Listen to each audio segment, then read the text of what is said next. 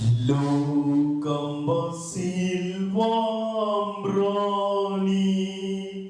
ni జీవమైన వాణి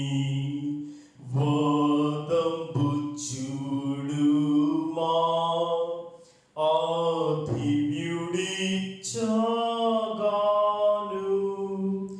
నీచంపు జాపుధాను సహించి పొంది నాడుగా కాల్సితులిడ్చి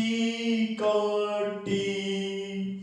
నిత్యాగ్ని నన్ను భట్టి త్రోయంగ న్యాయమో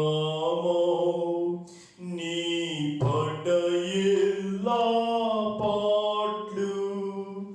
నీ వందు దేవాట్లు